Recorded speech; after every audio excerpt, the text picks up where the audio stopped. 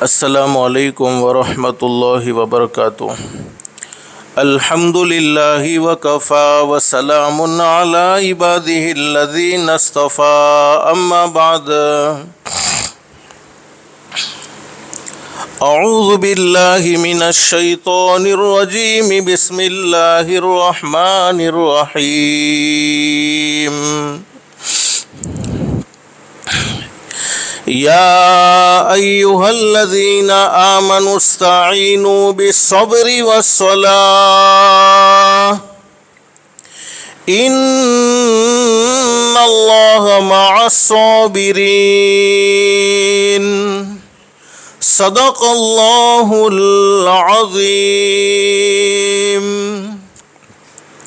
Rabbi इश्रह ली सदरी वयस्सिर ली अमरी वहलुल उक़दतम मिन लिसानी यफ़क़हू क़ौली। सुब्हानक ला इल्म लना इल्ला मा अल्लमतना इन्नक अंतल अलीमुल हकीम। अल्लाहुम्मा सल्लि अला मुहम्मदिन व अला आलि मुहम्मद कमा सल्लैता अला इब्राहीम व अला आलि इब्राहीम इन्नका हमीदुम मजीद। अल्लाहुम्मा बारिक अला मुहम्मदिन व अला आलि मुहम्मद कमा बारकता अला इब्राहीम व अला आलि इब्राहीम इन्नका हमीदुम मजीद। मोहतरमा माएँ और बहनें, अल्लाह का हम सब पर बहुत बड़ा एहसान और बहुत बड़ा करम है कि अल्लाह पाक ने दीन की बातें सुनने के लिए थोड़ी देर यहाँ जमा फरमाया। दुआ करो अल्लाह सब के जमा होने को कबूल फरमाए। और माँ बहने, दिल में एक नीयत और एक इरादा करके बैठो कि जितनी भी बातें सुने अमल की नीयत से सुनेंगे इंशाअल्लाह। इसलिए कि सुनना और सुनाना तो बहुत सी मर्तबा होता है, नहीं होता तो ज़िंदगी में अमल नहीं होता। और असल ज़िंदगी बनती है, ज़िंदगी संवरती है, अमल से संवरती है। अल्लाह रब्बुल अलमीन कुरान करीम में खुशखबरी सुनाते हैं, फ़बश्शिर इबाद, मेरे बंदों को और मेरी बंदियों को खुशखबरी सुनाओ। कौन से बंदे और कौन सी बंदियाँ? अल्लाह कुरान करीम में फरमाते हैं, अल्लज़ीना यस्तमिऊनल क़ौल फ़यत्तबिऊन अहसना। अल्लाह फरमाते मेरे वो बंदे और मेरी वो बंदियाँ जो दीन की बातों को, कुरान की बातों को, हदीस की बातों को ध्यान से सुनते हैं, तवज्जो से सुनते हैं और उस पर अच्छा अमल करते हैं। क्या मतलब है?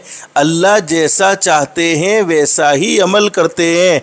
इनाम क्या मिलेगा? अल्लाह कुरान करीम में फरमाते उलाइका अल्लज़ीना हदाहुमुल्लाह व उलाइका हुम उलुल अलबाब। अल्लाह फरमाते मेरे बंदों और मेरी बंदियों, तुम ज़मीन पर अमल की नियत करोगे, तुम ज़मीन पर अमल का इरादा करोगे, मैं रब्बुल आलमीन आसमानों पर तुम्हारे लिए हिदायत के फ़ैसले कर दूँगा।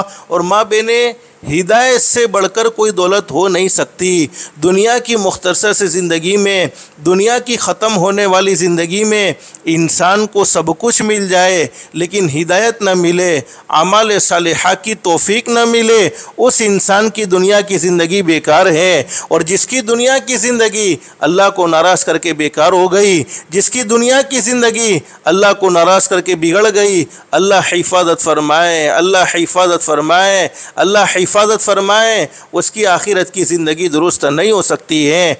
इसलिए कि अल्लाह पाक ने दुनिया की ज़िंदगी आखिरत की ज़िंदगी बनाने के लिए, दुनिया की ज़िंदगी आखिरत की ज़िंदगी संवारने के लिए नसीब फरमाई है। अल्लाह से दिल से दुआ कर लो, अल्लाह हम सबको अमल की भी तौफीक नसीब फरमाए और अल्लाह पाक हम सबको हिदायत की दौलत से भी माला माल फरमाए। एक सहाबी ने हज़रत नबी करीम सल्लल्लाहु अलैहि वसल्लम से सवाल कर लिया, मेरे महबूब हज़रत मुहम्मदुर रसूलुल्लाह सल्लल्लाहु अलैहि वसल्लम, अल्लाह रब्बुल आलमीन किसी बंदे के बारे में या किसी बंदी के बारे में हिदायत का फ़ैसला कर दें तो हिदायत के फ़ैसले का मतलब क्या है? अल्लाह पाक किसी बंदे को हिदायत दे देवे या किसी बंदी को हिदायत दे देवे या हिदायत का फ़ैसला कर देवे तो हिदायत के फ़ैसले का मतलब क्या है? हज़रत नबी करीम सल्लल्लाहु अलैहि वसल्लम ने फरमाया, सुनो मेरे उम्मतियों, हिदायत के फ़ैसले का मतलब ये है अल्लाह मौत के वक्त ज़रूर कलमा नसीब फरमाएंगे। इससे बड़ा इनाम क्या हो सकता है कि हम दुनिया से जा रहे हो और हमारी ज़ुबान पर जारी हो जाए ला इलाहा इल्लल्लाह मुहम्मदुर रसूलुल्लाह सल्लल्लाहु अलैहि वसल्लम। हदीस शरीफ में हज़रत नबी करीम सल्लल्लाहु अलैहि वसल्लम ने इरशाद फरमाया, जिसको मौत के वक्त कलीमा तय्यबा मिल गया, यानी जिसने दुनिया से जाते हुए अपनी ज़ुबान से कह दिया ला इलाहा इल्लल्लाह मुहम्मदुर रसूलुल्लाह सल्लल्लाहु अलैहि वसल्लम, हदीस शरीफ में फरमाया नबी करीम सल्लल्लाहु अलैहि वसल्लम ने, दखलल जन्नह बिगैरि हिसाबिन वला किताब औ कमा क़ाल नबी सल्लल्लाहु अलैहि वसल्लम। नबी करीम सल्लल्लाहु अलैहि वसल्लम ने इरशाद फरमाया, अल्लाह रब्बुल आलमीन उसे बगैर हिसाब किताब के जन्नत का दाखिला नसीब फरमा देंगे। माँ बहने, मुझे मुख्तसर बतलाना ये है, दुनिया की मुख्तसर सी ज़िंदगी में, दुनिया की ख़त्म होने वाली ज़िंदगी में अल्लाह पाक ने हम पर बेशुमार एहसानात किए हैं और अल्लाह पाक ने हमें बेशुमार नेमतों से नवाजा है। कुरान करीम के एक मकाम पर अल्लाह फरमाते हैं, इन तउद्दू नेमतुल्लाहि ला तुहसूहा, मेरे बंदों और मेरी बंदियों, मेरी तरफ़ से मिलने वाली नेमतों को अगर तुम गिनना चाहो तो गिन नहीं सकते, शुमार करना चाहो तो शुमार नहीं कर सकते। जैसे आसमान का एक एक सितारा अल्लाह की नेमत है, कोई सितारों को गिनना चाहे तो नहीं गिन सकता है। बारिश का एक एक कतरा अल्लाह की नेमत है, कोई बारिश के कतरात को गिनना चाहे तो नहीं गिन सकता है। मिट्टी का एक एक ज़र्रा अल्लाह की नेमत है, कोई मिट्टी के ज़र्रात को गिनना चाहे तो नहीं गिन सकता है। हमारे जिस्म का, हमारी बॉडी का, हमारे बदन का एक एक बाल अल्लाह की नेमत है, कोई जिस्म के बालों को, कोई बदन के बालों को, कोई बॉडी के बालों को गिनना चाहे तो नहीं गिन सकता है। हमारी हर सांस का आना और सांस का जाना ये अल्लाह की बहुत बड़ी नेमत है, कोई सांस के आने जाने को गिनना चाहे तो नहीं गिन सकता है। अल-गर्ज़, अल्लाह ने हम पर बेशुमार एहसानात किए हैं और बेशुमार नेमतों से हम सबको नवाजा है, लेकिन तमाम नेमतों में सबसे अज़ीम नेमत, सबसे कीमती दौलत दुनिया की मुख्तसर सी ज़िंदगी में, दुनिया की ख़त्म होने वाली ज़िंदगी में अल्लाह पाक ने हमें नसीब फरमाई, वो है दौलत ईमान। मुसलमान के घर में पैदा कर दिया। माँ बहनें, याद रखो, हम अपनी मर्ज़ी से मुसलमान के घर में पैदा नहीं हुए, बल्कि अल्लाह पाक ने हम पर फ़ज़ल का, करम का, एहसान का मामला फ़रमाया।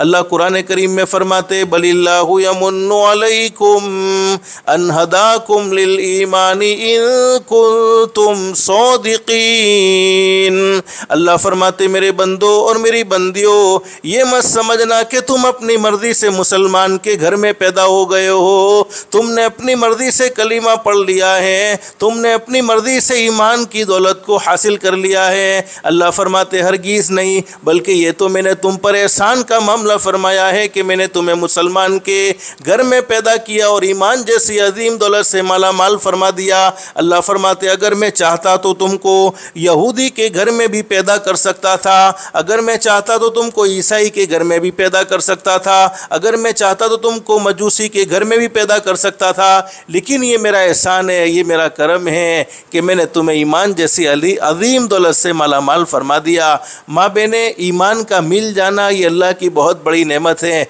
लेकिन ईमान का मौत तक बाकी रहना, मौत तक महफूज रहना, मौत तक ईमान को बचाए रखना, ये उससे भी बड़ी नेमत है। दुनिया की मुख्तसर सी ज़िंदगी में इंसान को सब कुछ मिल जाए, दुनिया की मुख्तसर सी ज़िंदगी में याद रखो माँ बहने, मैं असल बतलाना ये चाहता हूँ, दुनिया की मुख्तसर सी ज़िंदगी में जितने भी हम नेक अमाल करते हैं, चाहे 5 वक्त की नमाज का अहतमाम करते हो, चाहे रमज़ानुल मुबारक के महीने के रोज़े रखते हो, अल्लाह ने माल दिया ज़कात अदा करने का अहतमाम करते हो, अल्लाह ने माल दिया हज करने का अहतमाम करते हो, और अपनी ज़ात को गुनाहों से बचाने का अहतमाम करते हैं। जितने भी नेक अमाल करते हैं और अपनी ज़ात को गुनाहों से बचाने का अहतमाम करते हैं, तमाम के तमाम नेक अमल का एक ही मकसद है और गुनाहों से बचने का भी एक ही मकसद है। जो ईमान अल्लाह ने हमें माँ की गोद से नसीब फरमाया, वो ईमान क़ब्र में जाने तक बाकी कैसे रह जाए। हदीस शरीफ में बड़ी ज़बरदस्त बात बयान फरमाई है। एक मरतबा हमारे आका ताजदार मदीना मुहम्मदुर रसूलुल्लाह सल्लल्लाहु अलैहि वसल्लम तशरीफ़ फरमाए हैं, सहाबा किराम भी बैठे हुए हैं। हज़रत नबी करीम सल्लल्लाहु अलैहि वसल्लम ने फरमाया, ओ लोगो, जितना हो सके नेक अमाल में जल्दी करो, नेक अमाल को कल पर न टालो कि फ़लानी उम्र में नेक बन जाएंगे, फ़लानी उम्र में नमाजी बन जाएंगे, फ़लानी उम्र में फ़लाने गुनाह से तौबा कर लेंगे। 1 सेकंड के बाद क्या हो जाए किसी को नहीं मालूम होता है, इसलिए जितना हो सके नेक अमाल में जल्दी करो। अगर गुनाह हो गया है तो अल्लाह से माफ़ी मांगने में जल्दी करो। हदीस शरीफ में फरमाया नबी करीम सल्लल्लाहु अलैहि वसल्लम ने, अंधेरी रात के टुकड़ों की तरह तुम्हें नए नए फितने देखने को मिलेंगे, फिर तुम चाहोगे नेक अमल करना तब भी नहीं कर सकोगे। और हमारे नबी ने फरमाया सल्लल्लाहु अलैहि वसल्लम, मेरी उम्मत गुनाहों में इतनी आगे बढ़ जाएगी, अल्लाह को नाराज़ करने में इतनी आगे बढ़ जाएगी, अल्लाह की नाफरमानी में इतनी आगे बढ़ जाएगी कि सुबह में आदमी मोमिन होगा, लेकिन जब शाम को मौत आएगी तो जनाजा काफिर का उठ रहा होगा, और शाम को आदमी मोमिन होगा, लेकिन जब सुबह में मौत आएगी तो जनाजा काफिर का उठ रहा होगा। अल्लाह हम सब की हिफाजत फरमाए। ईमान मिल जाने के बाद, मुसलमान के घर में पैदा हो जाने के बाद, एक मुसलमान मर्द की क्या जिम्मेदारी है, एक मुसलमान औरत की क्या जिम्मेदारी है, मुसलमान मर्द को कैसा रहना चाहिए, मुसलमान औरत को कैसा रहना चाहिए, उस जिम्मेदारी को समझाने के लिए अल्लाह पाक ने अपने पाक नबियों को, पाक बंदों को नबी बनाकर दुनिया में भेजा। तमाम के तमाम नबियों ने दुनिया में बसने वाले लोगों को एक ही पैगाम दिया, ओ लोगों, अल्लाह को मानो। क्या मतलब है? करने धरने वाली ज़ात एक अल्लाह की है, इज़्ज़त देने वाली ज़ात एक अल्लाह की है, ज़लील करने वाला भी अल्लाह, मौत देने वाला भी अल्लाह, तंदुरुस्ती देने वाला भी अल्लाह, सब कुछ अल्लाह ही से होता है, सब कुछ अल्लाह ही करते हैं। फिर फरमाया अल्लाह की मानो। क्या मतलब है? जिन कामों को अल्लाह ने करने को कहा उन कामों को करने वाले बन जाओ, और जिन कामों से अल्लाह ने रोका उन कामों से अपनी ज़ात को बचा लो। आज हर इंसान की, चाहे मर्द हो चाहे औरत, हर एक की ये तमन्ना होती है कि मैं जैसा चाहता हूँ या मैं जैसा चाहती हूँ मेरा रब वैसा ही फ़ैसला करे। मैं अपनी औलाद को अपनी आँखों की ठंडक जैसा बनाना चाहता हूँ या जैसा बनाना चाहती हूँ, अल्लाह मेरी औलाद को ऐसा बना देवे। मैं अपने घर में जैसी खैर व बरकत चाहती हूँ, औरतें ये चाहती है, अल्लाह पाक ऐसी खैर व बरकत नाजिल फरमा देवे।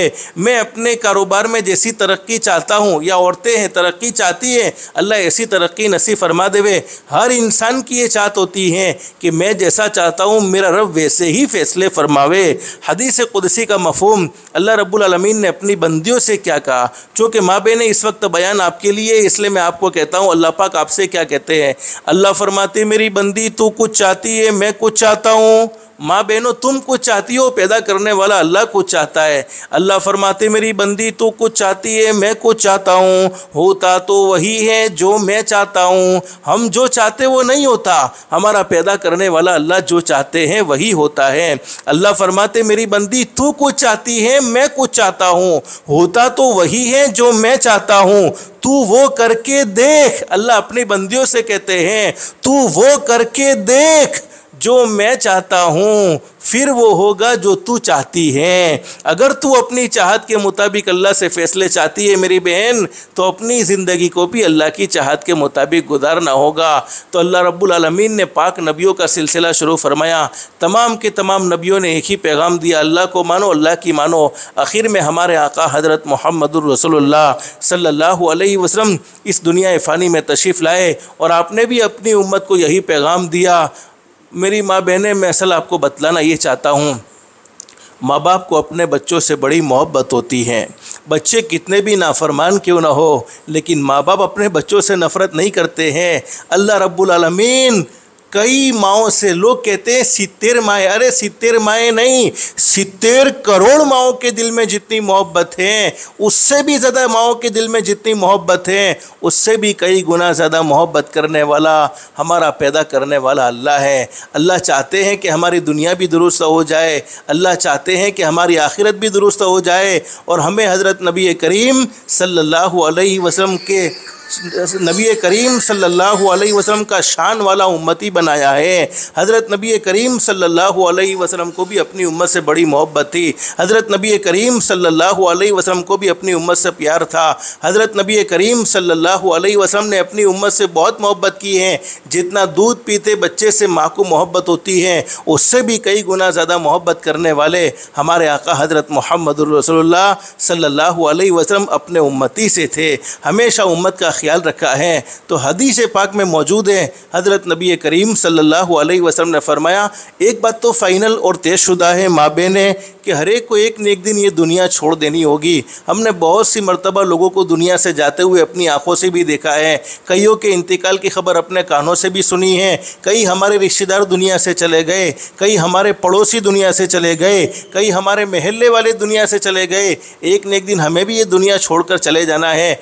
मरने के बाद के दो ठिकाने, मरना हर किसी को है, मौत हर एक की आएगी, और दुनिया में पैदा होने वाली हर चीज़ फना हो जाएगी, कोई चीज़ बाकी नहीं रहेगी। कुरान करीम में अल्लाह रब्बुल आलमीन फरमाते, कुल्लु मन अलैहा फ़ानी व यबक़ा वजहु रब्बिका ज़ुल जलाली वल इकराम। दुनिया में पैदा होने वाली हर चीज़ को फना हो जाना है, हर चीज़ को ख़त्म हो जाना है, बाकी रहने वाली ज़ात तो सिर्फ एक अल्लाह की है। अल्लाह हमेशा हमेशा है और अल्लाह हमेशा हमेशा रहेंगे। जिस दिन दुनिया ख़त्म हो जाएगी उस दिन को क़यामत का दिन कहते हैं, और हम सबका ईमान क़यामत पर होना चाहिए। क़यामत का दिन वो दिन, उस वक्त भाई भाई के काम आने को तैयार नहीं, बेटा बाप के काम आने को तैयार नहीं, बाप बेटे के काम आने को तैयार नहीं, माँ बेटी के काम आने को तैयार नहीं, बेटी माँ के काम आने को तैयार नहीं, दोस्त दोस्त के काम आने को तैयार नहीं। आज दुनिया की मुख्तसर सी ज़िंदगी देख ले, लोग आपस में लड़ाई झगड़ों में ज़िंदगी गुजारते हैं, आपस में नफ़रत भरी ज़िंदगी गुजारते हैं। तो कल क़यामत में कौन काम आ सकता है? कल क़यामत में कोई काम नहीं आएगा, लेकिन क़यामत ज़रूर आएगी। आज लोग कहते हैं दुनिया ख़त्म होने वाली है। माँ बहने, आपने कई मरतबा ये बातें सुनी होगी, और लोग दावे भी करते हैं फ़लाने साल में दुनिया ख़त्म हो जाएगी, फ़लाने साल में दुनिया ख़त्म हो जाएगी। हकीकत ये है कि क़यामत कब कायम होगी, अल्लाह के अलावा किसी को भी इसका इल्म नहीं है। लेकिन हदीस शरीफ में बड़ी ज़बरदस्त बात बयान फरमाया नबी करीम सल्लल्लाहु अलैहि वसल्लम ने, मेरे उम्मतियों सुन लो, जब तक ज़मीन पर एक भी अल्लाह अल्लाह कहने वाले मौजूद हैं, मर्द है या औरतें, ज़मीन पर अल्लाह का नाम लेने वाले मर्द मौजूद हैं, ज़मीन पर अल्लाह का नाम लेने वाली औरतें मौजूद हैं, उस वक्त तक अल्लाह पाक दुनिया को ख़त्म नहीं फरमाएंगे, यानी क़यामत कायम नहीं फरमाएंगे। लेकिन जब एक भी ज़मीन पर अल्लाह अल्लाह कहने वाला बाकी न रहेगा, एक भी ज़मीन पर अल्लाह का नाम लेने वाला न रहेगा, फिर अल्लाह रब्बुल आलमीन क़यामत को कायम फरमा देंगे, यानी दुनिया को ख़त्म फरमा देंगे। तो दुनिया तो अल्लाह पाक ने बाकी हम लोगों की वजह से रखी है कि अगर हम ईमान वाले हैं, हम हमेशा अल्लाह को याद करने वाले हैं, तो अल्लाह पाक दुनिया के निज़ाम को इसी तरीके से चलाता रहेगा। इससे क्या मालूम होता है कि मोमिनीन पर इंशाअल्लाह क़यामत कायम नहीं होगी। क़यामत तो उन लोगों पर कायम होगी जो अल्लाह अल्लाह नहीं कहते हैं। बस अल्लाह से दिल से दुआ कर लो, अल्लाह हम सबको ईमान की कदरदानी की तौफीक नसीब फरमाए। क़यामत की बहुत सारी निशानियाँ हदीस शरीफ में हज़रत नबी करीम सल्लल्लाहु अलैहि वसल्लम ने अपनी सच्ची ज़ुबान मुबारक से बयान फरमाई। उन निशानियों में से एक निशानी वक्त में से बरकत का ख़त्म हो जाना। हदीस शरीफ में लिखा है, साल महीने के बराबर हो जाएगा, महीना हफ्ते के बराबर हो जाएगा, हफ्ता दिन के बराबर हो जाएगा, दिन घंटे के बराबर हो जाएगा, और एक घंटा एक मिनट के बराबर हो जाएगा, और मिनट सेकंड के बराबर हो जाएगा। और हम महसूस कर रहे हैं, एक जुमा गुजरता नहीं फ़ौरन दूसरा जुमा आ जाता है। अभी एक रमज़ान का महीना मुकम्मल हुआ नहीं था, दूसरे रमज़ान के महीने की तैयारी शुरू हो जाएगी। वक्त ठहरने वाली चीज़ नहीं है, वक्त गुजर जाने वाली चीज़ है। अगर अच्छे अमाल करेंगे फिर भी वक्त गुजर जाएगा, अल्लाह को नाराज़ करेंगे फिर भी वक्त गुजर जाएगा। आज हम अपनी ज़िंदगी में सबसे ज़्यादा किसी चीज़ की नाकदरी करते हैं तो वो वक्त की नाकदरी करते हैं। उलमा ने बड़ी ज़बरदस्त बात बयान फरमाई, सोने और चांदी, सोना यानी गोल्ड, सोने और चांदी से हर इंसान को मोहब्बत होती है, मर्दों को भी मोहब्बत होती है, औरतों को भी मोहब्बत होती है, लेकिन मर्दों के मुकाबले में अलबत्ता औरतों को ज़्यादा होती है। इसलिए सोने चांदी की हिफाजत करने का ख़ास तौर पर एहतमाम किया जाता है। लेकिन अल्लाह न करे अगर वो गफलत की वजह से, लापरवाही की वजह से सोना चला जाए, बर्बाद हो जाए, तबाह हो जाए, तो वापस आना कोई मुश्किल मसला नहीं, कोई नामुमकिन मसला नहीं। अगर अल्लाह चाहे तो कोशिश करेंगे, वापस जितना गया है उससे डबल हासिल किया जा सकता है, अल्लाह के लिए कोई मुश्किल नहीं है। लेकिन वक्त एक मर्तबा हाथ से चला गया फिर वो कभी वापस नहीं आ सकता है। इसलिए वक्त सोने गोल्ड से भी ज़्यादा कीमती है। इसीलिए तो हदीस शरीफ में हज़रत नबी करीम सल्लल्लाहु अलैहि वसल्लम ने बड़ी ज़बरदस्त बात बयान फरमाई है, कल क़यामत का मैदान कायम होगा, तमाम के तमाम मर्द खड़े होंगे, तमाम की तमाम औरतें खड़ी होगी। उस वक्त अल्लाह रब्बुल आलमीन पूछेंगे, ओ मेरे बंदो, ओ मेरी बंदियों, मैंने तुम्हें ज़िंदगी नसीब फरमाई थी और ज़िंदगी देने के बाद ज़िंदगी का मकसद भी समझा दिया था कि तुम्हें दुनिया में क्यों भेजा है। वमा खलक़तुल जिन्ना वल इंसा इल्ला लियअबुदून, तुम्हें दुनिया में अल्लाह की इबादत के लिए भेजा था कि अल्लाह को तुम पहचान लो। आज हमने सबको पहचाना है, नहीं पहचाना तो हमारे पैदा करने वाले अल्लाह को नहीं पहचाना। अगर हमने अल्लाह को पहचाना होता तो अस्सलातु खैरुम मिनन नौम की सदाओं को सुनकर हम आराम से सोते नहीं। अगर हमने अल्लाह को पहचाना होता तो हमारी ज़ुबान पर कभी झूठ ना होता। अगर हमने अल्लाह को पहचाना होता तो हम कभी हराम न खाते। अगर हमने अल्लाह को पहचाना होता तो हम कभी किसी में लड़ाई झगड़े न करवाते। अगर हमने अल्लाह को पहचाना होता तो हम अपने माँ बाप को कभी न सताते। अगर हमने अल्लाह को पहचाना होता तो हमारा पड़ोसी हमारी तकलीफ़ों से महफूज रहता। अगर हमने अल्लाह को पहचाना होता तो कभी हम सूदी लेन देन न करते। लेकिन हमने सबको पहचाना है, नहीं पहचाना तो हमारे पैदा करने वाले अल्लाह को नहीं पहचाना है। कल क़यामत में अल्लाह पाक पूछेंगे, ज़िंदगी दी थी, ज़िंदगी देने के बाद ज़िंदगी का मकसद समझाया, मकसद अल्लाह की इबादत करके अल्लाह को पहचान लेना है। इसका मतलब ये नहीं है माँ बहने कि अल्लाह पाक ने खाने से रोका, अल्लाह पाक ने पीने से रोका, अल्लाह पाक ने सोने से रोका। नहीं, खाना हमारी ज़रूरत है, पीना हमारी ज़रूरत है, सोना हमारी ज़रूरत है। और उलमा ने बड़ी ज़बरदस्त बात बयान फरमाई, अगर कोई खाना खाता है सुन्नत के मुताबिक, हदीस शरीफ में फरमाया नबी करीम सल्लल्लाहु अलैहि वसल्लम ने, मेरा कोई उम्मती खाना खाने का इरादा करे तो पहले नीयत को दुरुस्त कर ले। क्या नीयत करे? अल्लाह मैं ये खाना खा रही हूँ या ये खाना खा रहा हूँ, जो ताकत मिलेगी उस ताकत से तेरे दीन की मदद की जाएगी। फिर सुन्नत के मुताबिक बैठे, बिस्मिल्लाह पढ़े, दुआ पढ़े और सीधी तरफ से अपनी तरफ से खाना शुरू करे, खाते हुए अल्लाह का जिक्र करे और खाने में कोई ऐब ना निकाले। और लुकमा गिर जाए तो सुन्नत के मुताबिक लुकमे को उठाकर खा ले और खाने से फारिग हो जाए तो खाने के बाद की दुआ पढ़ ले। हदीस शरीफ में फरमाया कि दुनिया वालों की नज़र में ये अल्लाह का बंदा या अल्लाह की बंदी खाना खाने में मसरूफ़ है, लेकिन अल्लाह फरमाते हैं ये मेरा बंदा, ये मेरी बंदी इबादत में मसरूफ़ है, उसका इतना वक्त इबादत में शुमार हुआ है। इससे आसान दिन कौन सा हो सकता है। और एक बात तो बड़ी ज़बरदस्त मैंने 2 दिन पहले किताब में देखी, उलमा ने बड़ी ज़बरदस्त बात लिखी है, कोई अल्लाह का बंदा खाए और कोई अल्लाह की बंदी खाने बैठे हो और दरमियान में सिर्फ अल्लाह का जिक्र कर दे, अल्लाह की तारीफ़ी कलिमात कह दे, अल्लाहुम्मा लकल हम्दु कुल्लु, ए अल्लाह मैं इस काबिल तो था नहीं, ए अल्लाह मैं इस काबिल तो थी नहीं कि तू मेरे मुंह तक लुकमे को पहुँचाए, तू मुझे खाना खिलाए, लेकिन हज़ारों गुनाहों के बावजूद तूने मुझे भूखा नहीं रखा है, तूने मुझे नेमतें खिलाई है। अल्लाह तेरा शुक्र है। अल्लाह पाक इस तारीफ़ पर ऐसे खुश होते हैं और खुश होकर अल्लाह पाक फरिश्तों से फरमाते हैं, हो मेरे फरिश्तों, मेरे इस बंदे ने मेरी तारीफ़ की है, मेरी इस बंदी ने मेरी तारीफ़ की है, तुम गवाह रहो। आज का उसका दिन खाने में शुमार नहीं होगा, बल्कि आज का उसका दिन रोज़ा रखने में शुमार होगा। इससे अंदाज़ा लगाओ कि हमारा दिन कितना आसान है। अगर हम खाना सुन्नत के मुताबिक खाए तो खाना भी इबादत। अब सोना हमारी ज़रूरत है, हम रोज़ाना रात को सोते हैं। हदीस शरीफ में बड़ी ज़बरदस्त बात बयान फरमाई, मर्दों से कहा कि ईशा की नमाज जमात के साथ पढ़े, औरतों से कहा घर में पढ़े। अरे ईशा की नमाज़ पढ़ ली है, आधी रात इबादत का सवाब, फिर फजर की नीयत करके सो गए और फजर की नमाज के अल्लाह पाक ने तौफीक अता फरमा दी और आधी रात इबादत का सवाब, यानी पूरी रात इबादत का सवाब। रात को सोने से पहले वज़ू कर लिया। वज़ू करना कौन सा मुश्किल था। हदीस शरीफ में लिखा है कि वज़ू करके सोएंगे, फरिश्ते हमारे जिस्म से टच हो जाएंगे, फरिश्ते हमारे जिस्म से लग जाएंगे। आज ज़िंदगियों में तरह तरह की उलझनें हैं, तरह तरह की परेशानियां हैं, बाज़ तकलीफ़ें ऐसी होती हैं हम अल्लाह के अलावा किसी को कह भी नहीं सकते हैं। जब हम रात को सोए हैं, वज़ू करके सोए हैं, उस वक्त आधी रात में आँख खुल गई और उस वक्त अल्लाह से हमने अपनी तकलीफ़ों को दूर करने की दुआ मांगी। या अल्लाह रब्बुल आलमीन से कोई भी सवाल कर लिया, हमारे आका हज़रत मुहम्मदुर रसूलुल्लाह सल्लल्लाहु अलैहि वसल्लम फरमाते, मेरे उम्मतियों, तुम्हारे मांगने में देर हो सकती है लेकिन अल्लाह के मंजूर करने में देर नहीं हो सकती है। और हदीस शरीफ में लिखा है कि रात को आयतुल कुर्सी पढ़कर सोएंगे, पूरी रात अल्लाह पाक एक फरिश्ते को हिफाजत के लिए खड़ा कर देगा।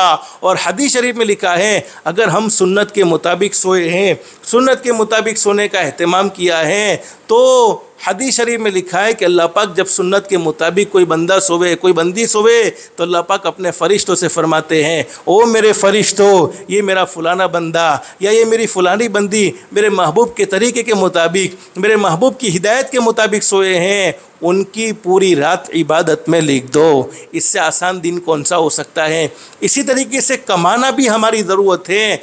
हदीस शरीफ में बड़ी ज़बरदस्त बात बयान फरमाई माँ बहने, चूँकि यह हदीस मैं आम मतन मर्दों को सुनाता हूँ, लेकिन आपको इसलिए सुनाता हूँ ताकि आप अपने मर्दों को पहुँचाओ और आपको पता चले कि दीन पर चलना कितना आसान है।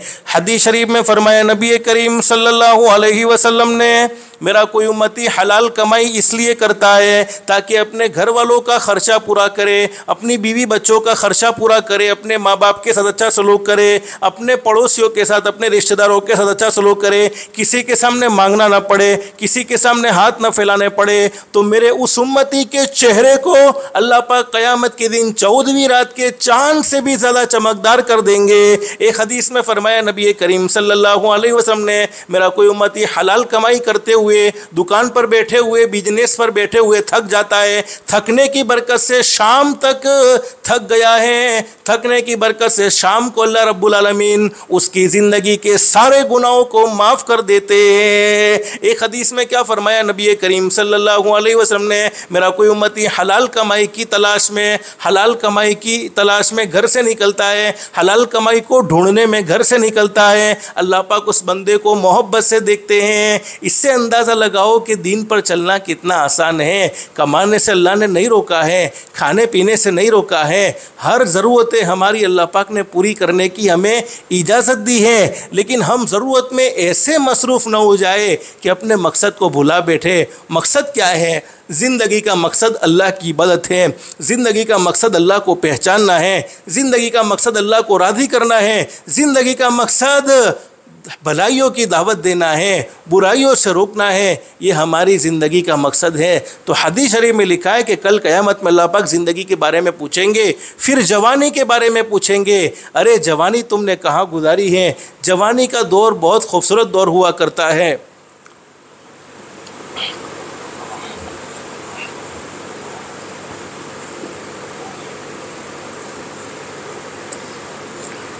अल्हम्दुलिल्लाह अल्हम्दुलिल्लाह। हदीस शरीफ में फरमाया नबी करीम सल्लल्लाहु अलैहि वसल्लम ने, जवान आदमी का एक सजदा बूढ़े आदमी के 70 सजदों पर भारी होता है। आज बहुत से जवान मर्दों को और जवान औरतों को ये धोखा है कि बुढ़ापे में हम अल्लाह को राज़ी करेंगे, बुढ़ापे में हम नमाजी बन जाएंगे, बुढ़ापे में हम गुनाहों से तौबा कर लेंगे। हकीकत ये है कि हर इंसान के आने की तरतीब तो फिक्स है। क्या तरतीब है? पहले दादा आते हैं, फिर अब्बा आते हैं, फिर बेटा आता है, फिर पोता आता है, लेकिन जाने की कोई तरतीब फिक्स नहीं है। अल्लाह जिसे जब चाहे जब बुला लेते हैं। कभी कभी दादा मौजूद है, पोता दुनिया से चला जाता है, बाप मौजूद है, बेटा दुनिया से चला जाता है। तो माँ बहनें, जब हमारा आना अपनी मर्ज़ी से नहीं था और हमारा जाना अपनी मर्ज़ी से नहीं होगा, तो फिर ज़िंदगी क्यों अपनी मर्ज़ी से गुजारे, ज़िंदगी क्यों अपनी मर्ज़ी की गुजारे, बल्कि ज़िंदगी भी अल्लाह की मर्ज़ी पर गुजारनी चाहिए। बहुत खूबसूरत बात बयान फरमाई है, किसी खाकी पे मत कर खाक, किसी खाकी पे मत कर खाक अपनी जिंदगानी को, जवानी कर फिदा उस पर जिसने दी जवानी को। जवानी तो उस रब पर फिदा करनी चाहिए जिसने हमें जवानी की दौलत से मालामाल फरमाया है। जवानी क्यों दुनिया वालों के पीछे बर्बाद करे।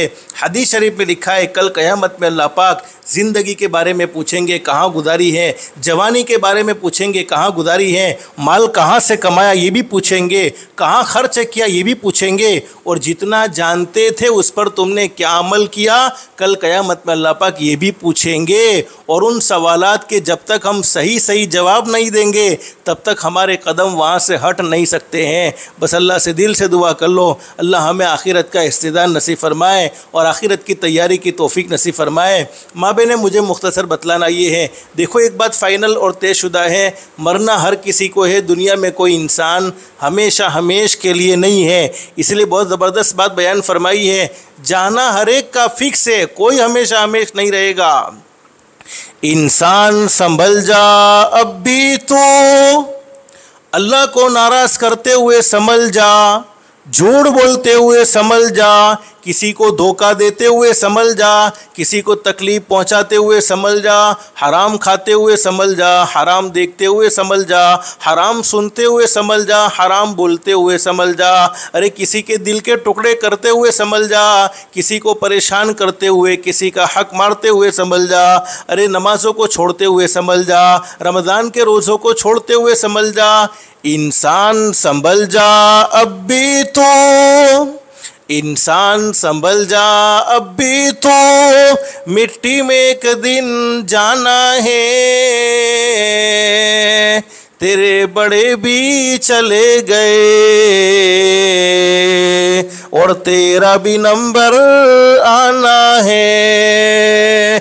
हर एक को बारी बारी ये दुनिया छोड़ देनी होगी, कोई दुनिया में हमेशा हमेश के लिए नहीं रहा है। जिस औलाद की मोहब्बत में अल्लाह को नाराज़ करते हैं, जिस दुनिया की मोहब्बत में एक बहन ने दूसरे बहन से कई सालों से बोलना बंद कर दिया है, जिस दुनिया की मोहब्बत में एक पड़ोसी दूसरे पड़ोसी के साथ अच्छा सलूक करने के लिए तैयार नहीं।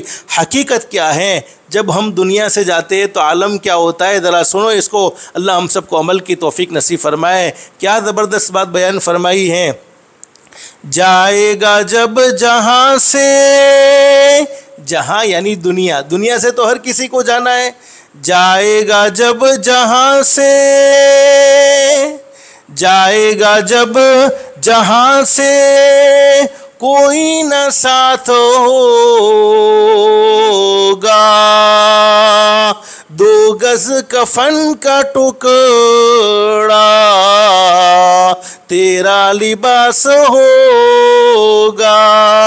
दुनिया से जब जाते हैं कोई साथ आने को तैयार नहीं, कितने भी अच्छे कपड़े पहने हो, लेकिन आखिरी वक्त में सिवाय कफन के कोई कपड़ा साथ जाने को तैयार नहीं। बस अल्लाह पाक हमें इस्तिदान नसीब फरमाए। मरने के बाद के दो ठिकाने, एक जन्नत और एक जहन्नम।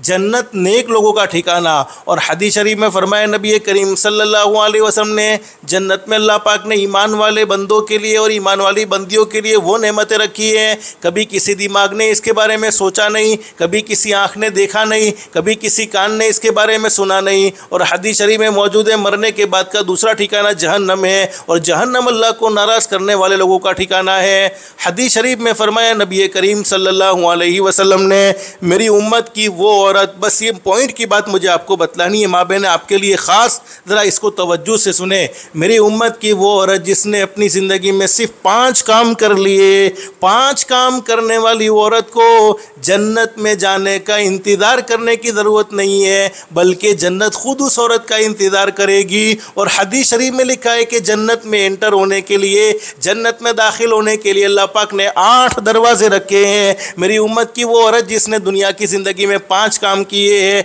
हर दरवाजे से उस औरत को जन्नत में दाखिल होने की इजाज़त होगी, बल्कि हर दरवाज़ा कहेगा अल्लाह की बंदी मुझ में से दाखिल हो जा, अल्लाह की बंदी मुझ में से दाखिल हो जा। उस औरत को जन्नत का इंतज़ार इंतज़ार करने की ज़रूरत नहीं, बल्कि जन्नत खुद उस औरत का इंतज़ार करेगी। उलमा ने बड़ी ज़बरदस्त बात बयान फरमाई है, ओ लोगो अल्लाह से जन्नत न मांगो, ओ लोगो अल्लाह से जन्नत न मांगो, बल्कि ज़िंदगी में अमाल ऐसे करो कि जन्नत खुद तुम्हें मांगने लगे। सबसे पहला काम 5 वक्त की नमाज। नमाज माबेन जुमा के साथ ख़ास नहीं है, नमाज माबेन रमज़ान के साथ ख़ास नहीं है। अल्लाह ने हमें मुसलमान के घर में पैदा किया, अल्लाह ने हम पर नमाज फ़र्द फरमाई है। हदीस शरीफ में फरमाया नबी करीम सल्लल्लाहु अलैहि वसल्लम ने, मेरे उम्मतियों सुन लो, नमाज मेरी आँखों की ठंडक है। अगर मेरे दिल को सुकून पहुँचाना चाहते हो, मेरी आँखों को ठंडा करना चाहते हो, कभी नमाज मत छोड़ना।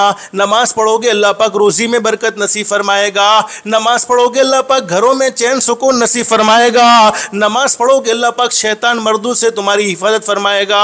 नमाज पढ़ोगे सबसे बड़ा इनाम, दुनिया से जाओगे मौत के वक्त अल्लाह पाक ज़रूर कलमा नसीब फरमाएगा। दिन रात के अल्लाह पाक ने हमें 24 घंटे अता फरमाए हैं और 24 घंटे में अल्लाह पाक ने सिर्फ हमसे 1 घंटा या सवा घंटा मांगा है। ओ मेरे बंदो, ओ मेरी बंदियों, सिर्फ 1 घंटा या सवा घंटा मेरे सामने झुक जाओ। अगर मेरे सामने झुकोगे, दुनिया वालों के सामने तुम्हें झुकने की ज़रूरत नहीं पड़ेगी। अल्लाह के सामने झुकने वाले को अल्लाह पाक दुनिया वालों के सामने झुकने नहीं देता है, बल्कि अल्लाह के सामने झुकने वालों की तरफ अल्लाह पूरी दुनिया को झुका देता है। तो 5 वक्त की नमाज का ख़ास तौर पर एहतमाम करे। हदीस शरीफ में फरमाया नबी करीम सल्लल्लाहु अलैहि वसल्लम ने, तुम्हारे मासूम बच्चे 7 साल की उम्र हो जाए, 7 साल की उम्र हो जाने पर इन्हें नमाज़ पढ़ने का कहो। 10 साल की उम्र हो जाए, नमाज न पढ़ने पर थोड़ी बहुत तंबीह करो। लेकिन माँ बहनों सोचो, हदीस शरीफ में आगे ये भी लिखा है कि 10 साल की उम्र हो जाने के बाद इनके सोने के बिस्तर को अलग कर दो, यानी सोने के ठिकाने को अलग कर दो। यानी 2 भाई 2 बहनें या 1 भाई बहन 10 साल की उम्र हो जाए तो एक साथ न सोए, बल्कि अलग सोने का एहतमाम करे। लेकिन मैं असल बतलाना ये चाहता हूँ, कौन से माँ बाप अपने बच्चों को 10 साल की उम्र में नमाज पर तंबीह कर सकते हैं, जो खुद नमाज पढ़ने का एहतमाम करते हो। अरे जो खुद ही नमाज ना पढ़ते हो, वो अपने बच्चों से क्या कहेंगे नमाज पढ़ो, वो अपने बच्चों को कैसे कह सकते हैं। और माँ बहनें आज बड़े बूढ़े लोग जानते हैं, चूँकि जैसे हमारे भाई ने भी बताया कि हम तो बहुत पुराने हमारे वाली साहब की दोस्ती है, तो मैं असल आपको तजर्बे पर ये बातें बतलाता हूँ। पहले घरों का बड़ा खूबसूरत माहौल हुआ करता था। कैसा खूबसूरत माहौल होता था, रात को अब्बा भी होते, अम्मी भी होती, दादा भी होते, दादी भी होती, भाई भी होता, बहन भी होती, आपस में बैठकर मोहब्बत की बातें हुआ करती थी। दिन में जो काम किए हैं उन कामों का रात का मुजाकरा हुआ करता था। आज बड़ा घरों का अजीब माहौल है। बाप अपने मोबाइल में बिजी, माँ अपने मोबाइल में बिजी, दादा अपने मोबाइल में बिजी, दादी अपने मोबाइल में बिजी, भाई अपने मोबाइल में बिजी, बहन अपने मोबाइल में बिजी, बेटा अपने मोबाइल में बिजी, बेटी अपने मोबाइल में बिजी, पोता अपने मोबाइल में बिजी, पोती अपने मोबाइल में बिजी। यानी ये मोबाइल की दुनिया ने दुनिया को तो हमसे बहुत करीब कर दिया, लेकिन हमारे अपनों को हमसे बहुत दूर कर दिया। और माँ बहनें, मैं आपको सच कहता हूँ, अरे मोबाइल एक मर्तबा हाथ से चला गया, कभी न कभी वापस आ सकता है। लेकिन ये तरबियत के दौर में तुम्हारे मासूम बच्चे हाथ से चले गए, फिर वो कभी वापस नहीं आ सकते हैं। जब बच्चों को बचपन में वक्त नहीं दिया है, उनकी तरबियत की फ़िक्र न रही, 24 घंटे मोबाइल के पीछे पागल रहे, अब बच्चा जवान हो गया, फिर कहते हो मौलवी साहब मेरा बेटा तो मानता नहीं है, मेरे कंट्रोल में तो है नहीं। अल्लाह की बंदी, तूने उसे दीन सिखाया, तूने उसे कुरान सिखाया, तूने उसे हदीस सिखाई। और आज बहुत सी औरतें कहती भी हैं, मौला मेरे बेटे को चेक करो ने, कोई तकलीफ़ है, जादू की तकलीफ़ मालूम होती है, जिन्नात की तकलीफ़ मालूम होती है। पूछता हूँ मोबाइल देखता है क्या? हाँ मोबाइल तो पूरे दिन देखता है, स्कूल से आया मोबाइल, मदरसे से आया मोबाइल, ट्यूशन से आया मोबाइल। हकीकत ये है कोई जादू जिन्नात की तकलीफ़ नहीं, ये ज़्यादा मोबाइल देखने का नतीजा होता है। कितने बच्चे तड़प कर दुनिया से गए हैं, कितने बच्चों की आंखें चली गई हैं, कितने बच्चे मोबाइल की वजह से कैंसर के मरीज़ हुए हैं, और कितने बच्चे दुनिया से ऐसे तड़पते हुए गए हैं कि उनका मंजर हम अपनी आंखों से देख नहीं सकते हैं। और बड़ी ज़बरदस्त तहकीकी बात मैं आपके सामने कहता हूँ, ये छोटे छोटे मासूम बच्चे अगर अंगारा पकड़े तो पकड़ ले दो, लेकिन मोबाइल कभी इनके हाथ में मत दो। ये तुम्हारी सहूलत नहीं है। आज तुम्हें ये सहूलतें मालूम होती हैं, माँ बाप अपनी सहूलत के लिए बच्चों को मोबाइल पकड़वाते हैं, लेकिन कल यही मोबाइल तुम्हें रुलाएगा। जाएगा। और माँ बहनें, मैं तुम्हें मोबाइल के इस्तेमाल से नहीं रोकता हूँ, आपको मेरी ये बातें सख्त लगती होगी, मोबाइल के इस्तेमाल से नहीं रोकता हूँ, इसका सही इस्तेमाल ज़रूर करना चाहिए। लेकिन 24 घंटे मोबाइल के पीछे पागल हमारे मासूम मासूम बच्चों से कभी हमने पूछा है, बेटा आज स्कूल में तुम्हें क्या लेसन दिया है, मदरसे में मौलाना ने तुम्हें क्या पढ़ाया है? नहीं, थोड़ा बहुत वक्त बच्चों को देने की फ़िक्र कहाँ से होगी? चूँकि मोबाइल से फुर्सत हो तो फ़िक्र हो, इसलिए आज से तय करो 10 से 15 मिनट अपने मोबाइल को साइड में रखेंगे। साइड में रखने के बाद मोबाइल को बंद करेंगे और घर के सब लोग जमा होंगे। जमा होने के बाद रोज़ाना फ़दाइल की तालीम 10 मिनट, 7 मिनट, 5 मिनट, जो अल्लाह पाक तौफीक दे देवे, रोज़ाना तालीम का अहतमाम करो। छोटे छोटे मासूम बच्चों के कानों में हदीस की बातें जाएगी, कुरान की बातें जाएगी, अल्लाह के नबी हज़रत मुहम्मदुर रसूलुल्लाह सल्लल्लाहु अलैहि वसल्लम का मुबारक फरमान वो मासूम मासूम बच्चे सुनेंगे। अगरचे अभी उनकी समझने की उम्र नहीं है, लेकिन वो नूर उनके सीनों में मुंतकिल हो जाएगा। अल्लाह की ज़ात आली से उम्मीद है वो तुम्हारी आंखों की ठंडक होंगे, तुम्हारे फरमा बरदार होंगे। मोबाइल से नहीं रोकता हूँ, इसका इस्तेमाल ज़रूर किया जा सकता है, इसका इस्तेमाल अल्लाह से डर कर ज़रूर किया जा सकता है। लेकिन आज हमारी उम्मत के मर्दों की और उम्मत की औरतों की देर देर तक की जागने की आदतें हैं, फजर की नमाज में आराम से सोते हैं। अरे अल्लाह तो नाराज़ होता ही होता है, लेकिन उलमा ने बड़ी ज़बरदस्त बात बयान फरमाई है, डराने वाली बात। जो लोग रात को देर देर तक जागने के आदी होते हैं उनका बुढ़ापा जल्दी आता है, वो बीमारियों के मरीज़ हो जाते हैं, बीमारियों के मजमूए बन जाते हैं, उनका जिस्म बीमारियों को जल्दी पकड़ता है। इसलिए कि अल्लाह पाक ने रात सोने के लिए बनाई है। तो हदीस शरीफ में लिखा है कि रात को ईशा की नमाज़ पढ़ने के बाद जितना हो सके जल्दी सोने का एहतमाम करो। बग़ैर ज़रूरत के फालतू रात को देर देर तक जागने की आदतें गलत आदतें हैं। माँ बहनें, ये ज़रूरी बात है, चूँकि इसको भी हमें सही करने की ज़रूरत है। बस अल्लाह पाक हमारी सही तरबियत फरमाए। पहला काम 5 वक्त की नमाज। अब बहुत सी औरतें क्या कहती है, मौलाना बात तो सच्ची है, नमाज़ तो पढ़नी चाहिए, लेकिन घर में काम इतने होते हैं कि घर के काम की वजह से नमाज नहीं पढ़ी जाती। अल्लाह की बंदियों, सोचो अल्लाह ने तुम्हें क्या मकाम दिया है, क्या मर्तबा दिया है। उलमा ने लिखा है वो औरत जो अपने घर में सवाब की नीयत से अल्लाह का ज़िक्र करते हुए सफाई करती है, झाड़ू लगाती है, अल्लाह पाक उस औरत को बैतुल्लाह यानी काबतुल्लाह के अंदर झाड़ू लगाने का, काबतुल्लाह की सफाई करने का सवाब अता फरमाते हैं। और एक हदीस में क्या फरमाया नबी करीम सल्लल्लाहु अलैहि वसल्लम ने, मेरी उम्मत की औरत जो घर में झाड़ू लगाती है, घर की सफाई करती है, सफाई करते ही अल्लाह पाक उसकी ज़िंदगी के सारे गुनाहों को माफ़ कर देते हैं। इससे आसान दीन तुम्हारा कौन सा हो सकता है। बहुत सी औरतें कहती है क्या करें, छोटे छोटे बच्चों की वजह से नमाज नहीं पढ़ी जाती। अल्लाह की बंदियों, तुम्हें अल्लाह ने क्या मकाम दिया है। उलमा ने लिखा है बच्चे वाली औरत की सिर्फ 2 रकात नमाज, बच्चे वाली औरत की सिर्फ 2 रकात नमाज बगैर बच्चे वाली औरत की 82 साल की इबादत से अफजल है। एक बगैर बच्चे वाली औरत 82 साल इबादत करती है और एक बच्चे वाली औरत 2 रकात नमाज पढ़ती है, तो बच्चे वाली औरत की 2 रकात नमाज बगैर बच्चे वाली औरत की 82 साल की इबादत पर भारी होगी। हामिला औरत, प्रेग्नेंट औरत की 2 रकात नमाज बगैर हमल वाली औरत की 80 रकात नमाज से अफजल है। और अल्लाह ने तुम्हें क्या ऊंचा मकाम और मर्तबा दिया है, तुम समझती हो तुम्हारी कोई शान नहीं। उलमा ने बड़ी ज़बरदस्त बात बयान फरमाई, कोई औरत हामिला होती है, प्रेग्नेंट होती है, अगरचे वो रात को सोती है, अल्लाह पाक फरिश्तों से फरमाते हैं ये मेरी बंदी रात को सोई है, लेकिन उसकी रातें सोने में शुमार नहीं, बल्कि इसकी 9 महीने की रातें पूरी पूरी रात इबादत में शुमार होगी। दिन में अच्छे से अच्छे खाना खाती है, लेकिन फरिश्तों से अल्लाह पाक फरमाते ये मेरी बंदी अगरचे दिन में अच्छे से अच्छी नेमतें खा रही है, लेकिन इसका दिन खाने में शुमार नहीं होगा, बल्कि इसके 9 महीने के सारे दिन रोज़े में शुमार होंगे। ये तो बतौर मिसाल मैंने आपको एक नमूने के तौर पर एक बात बतलाई, वरना आगे का निज़ाम जो चलता है उसका सवाब तो तुम जानोगी। तो माँ बहनों, सोचोगी कि अल्लाह ने तुम्हें क्या मकाम दिया है, क्या मर्तबा दिया। पहला काम 5 वक्त की नमाज। दूसरा काम हदीस शरीफ में बयान फरमाया वो औरत जिसने रमज़ानुल मुबारक के महीने के रोज़े रखे। तीसरा काम वो औरत जिसने अपनी इज़्ज़त की हिफाजत की। माँ बहनों, तुम बड़ी कीमती हो, इस्लाम ने तुम्हें बड़ा मकाम और मर्तबा दिया है। जो चीज़ कीमती होती है उसे खुली नहीं छोड़ी जाती, बल्कि इसे छुपाई जाती है। इसलिए औरतों को पर्दे में रहने का हुक्म दिया है। तुम पर्दे में रहोगी, तुम्हारे पर्दे में रहने के असरात तुम्हारी बेटियों में मुंतकिल होंगे, तुम्हारी बेटियां नेक बनेगी। और ये पर्दे का हुक्म कोई मौलवियों का हुक्म नहीं है, बल्कि अल्लाह का हुक्म है, अल्लाह के नबी का हुक्म है। नबी करीम सल्लल्लाहु अलैहि वसल्लम ने भी अपनी बेटियों को, अपनी अपनी बीवियों को पर्दे में रहने को कहा था, तो फरमाया कि पर्दे में रहने वाली औरत को जन्नत के 8 दरवाज़ों में से हर दरवाजे से दाखिल होने की इजाज़त होगी। चौथा काम, वो औरत जिसने ज़कात अदा करने का एहतमाम किया। अल्लाह ने माल दिया है, आपके पास सोने चांदी के दागीने मौजूद हैं, तो फिर उलमा से मसला पूछे, साल में 1 मरतबा ज़कात को अदा करने का एहतमाम करे।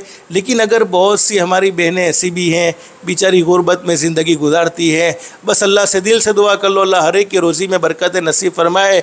उनके ज़िम्मे ज़कात नहीं होती हैं, वो बेचारों के पास कभी भी ज़कातें नहीं होती हैं, बस वो मज़दूरी करके ज़िंदगी गुजरती है, तो उनके लिए क्या मकाम और क्या मर्तबा है। हालांकि अल्लाह रब्बुल आलमीन का एक निज़ाम है, अल्लाह ने किसी को मालदार बनाया, किसी को गरीब बनाया, ये अल्लाह रब्बुल आलमीन की हिकमतें हैं, मसलिहतें हैं। लेकिन हकीकत ये हैं माँ बहनें, आज हम अपनी ज़िंदगी में अल्लाह को नाराज़ करने वाले बहुत से काम करते हैं। हमारी औलाद हमारी नाफरमानी करती है तो हमें गुस्सा आता है, हम नाराज़ होते हैं, हम भड़क जाते हैं। अल्लाह रब्बुल आलमीन भी अपने बंदों और अपनी बंदियों की हद से ज़्यादा नाफरमानी पर नाराज़ होते हैं, अल्लाह को भी गुस्सा आता है। हदीस शरीफ में लिखा है कि अगर हम सदक़े का अहतमाम करें, यानी थोड़ा बहुत अल्लाह ने दिया है, नफली सदका जिसको कहते हैं लिल्लाह रकम से सदक़े का अहतमाम करें, तो सदका करने की बरकत से अल्लाह पाक का गुस्सा ठंडा हो जाता है। अल्लाह पाक गुनाहों को माफ़ फरमा देते हैं, मुसीबतों को टाल देते हैं, और बड़ा इनाम ये मौत आएगी अल्लाह पाक ईमान वाली, कलमे वाली, इज़्ज़त वाली, आफ़ियत वाली, सलामती वाली मौत नसीब फरमाते हैं। दीन के कामों में खर्च करने की बरकत से अल्लाह पाक मौत का डर दिल से निकाल देते हैं। चौथा काम, वो औरत जिसने ज़कात देने का अहतमाम किया। पांचवा काम, वो औरत जिसने अपने शोहर की फरमा बरदारी की, शोहर की इताअत की। अब माँ बहनों, तुम सोचती होगी कि हम क्यों हमारे शोहर की माने, उनको हमारी माननी चाहिए, हम क्यों इनकी माने। तो शोहर को बीवी के साथ कैसा रहना चाहिए, वो बातें हम मस्जिद में मर्दों के सामने कहते रहते हैं। चूँकि अभी बातें आपके लिए, इसलिए आपको कहता हूँ कि आपको अपने शोहर के साथ कैसा रहना चाहिए। हदीस शरीफ में फरमाया नबी करीम सल्लल्लाहु अलैहि वसल्लम ने, वो औरत उस वक्त तक अल्लाह का हक़ अदा नहीं कर सकती जब तक कि अपने शोहर का हक़ अदा न कर लेवे। एक हदीस में फरमाया नबी करीम सल्लल्लाहु अलैहि वसल्लम ने, ओ मेरे उम्मतियों सुन लो, बीवी के ज़िम्मे शोहर का ये हक़ है। अरे अल्लाह के अलावा किसी को सजदा करना जायज़ नहीं है। अगर मैं अल्लाह के अलावा किसी को सजदा करने की इजाज़त देता तो बीवी को कहता कि वो अपने शोहर को सजदा करे। और हदीस शरीफ में फरमाया नबी करीम सल्लल्लाहु अलैहि वसल्लम ने, शोहर बीवी से यूँ कह दे कि पीले रंग के पहाड़ को उठाकर, पहाड़ का उठाना किसी के बस का काम नहीं है, लेकिन पीले रंग के पहाड़ को उठाकर काले रंग की जगह के पहाड़ पर रख, काले रंग के पहाड़ की जगह पर रख दे, और काले रंग के पहाड़ को उठाकर पीले रंग के पहाड़ की जगह पर रख दे। तो शोहर के कहने पर बीवी के ज़िम्मे ज़रूरी है कि शोहर की इताअत करे, शोहर की फरमा बरदारी करे। हदीस शरीफ में हज़रत नबी करीम सल्लल्लाहु अलैहि वसल्लम ने 5 काम बयान फरमाए। नंबर 1, वो औरत जिसने 5 वक्त की नमाज का एहतमाम किया। नंबर 2, रमज़ानुल मुबारक के महीने के रोज़े रखे। नंबर 3, पर्दे में रहने का एहतमाम किया, इज़्ज़त की, हिफाजत की। नंबर 4, ज़कात देने का एहतमाम किया। और नंबर 5, शोहर की फरमा बरदारी की। जन्नत के 8 दरवाजे में से जिस दरवाजे से औरत दाखिल होना चाहे उसे दाखिल होने की इजाज़त होगी। माँ बहनें, बहुत मुख्तसर सा वक्त है, बस मुझे असल आप आज बतलाना ही है। दिल में एक नीयत और एक इरादा कर लो, जितनी भी बातें सुनी हैं अल्लाह हम सबको अमल की तौफीक नसीब फरमाए। आज की मजलिस में 2 काम की नीयत करके जाओ। अगर ये 2 काम हमारी ज़िंदगी में है, दुनिया वाले हमें अच्छा समझे न समझे, दुनिया वाले हमारी इज़्ज़त करे न करे, दुनिया वाले हमसे मोहब्बत करे न करे, पैदा करने वाला अल्लाह कहेगा, मेरा बंदा मेरी बंदी तुझसे अच्छा मेरे नज़दीक कोई नहीं हो सकता। नंबर 1, 5 वक्त की नमाज का एहतमाम।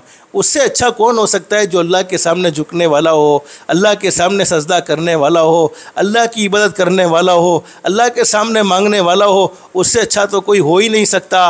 और नंबर 2, अपनी ज़ात से किसी को दुख मत पहुँचाओ, किसी को तकलीफ़ मत पहुँचाओ।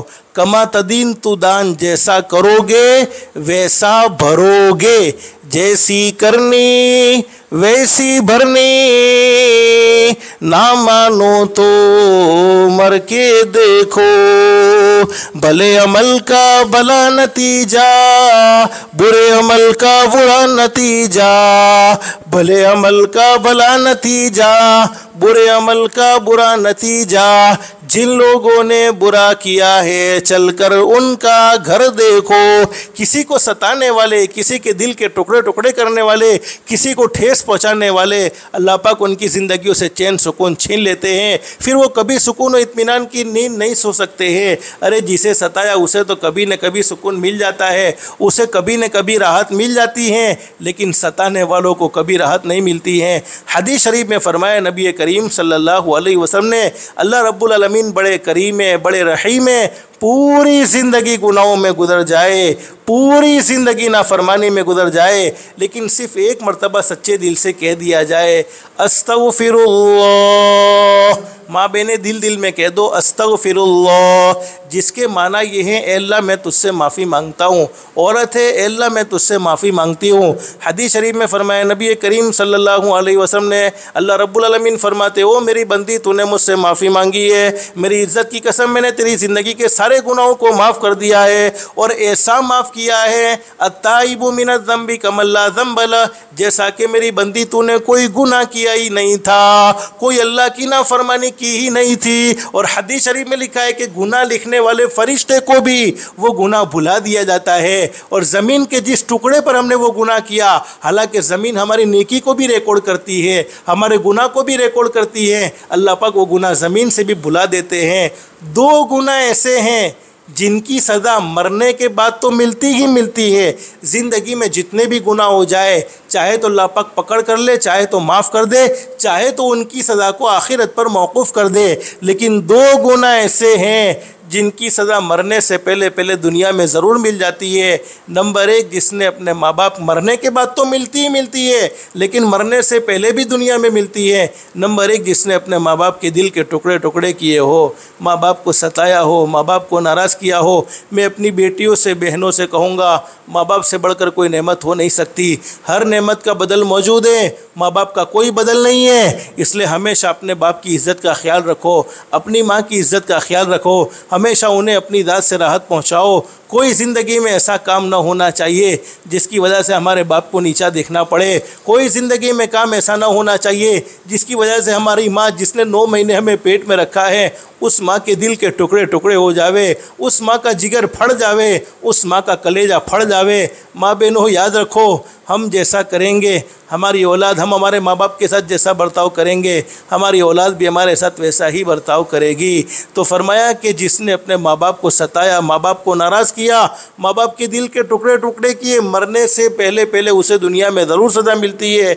और नंबर 2, जिसने किसी पर जुल्म किया, किसी पर ज़्यादती की, जालिम को अल्लाह पाक ढील ज़रूर देते हैं लेकिन जालिम की पकड़ भी ज़रूर होती है। जालिम को अल्लाह पाक छोड़ते नहीं हैं।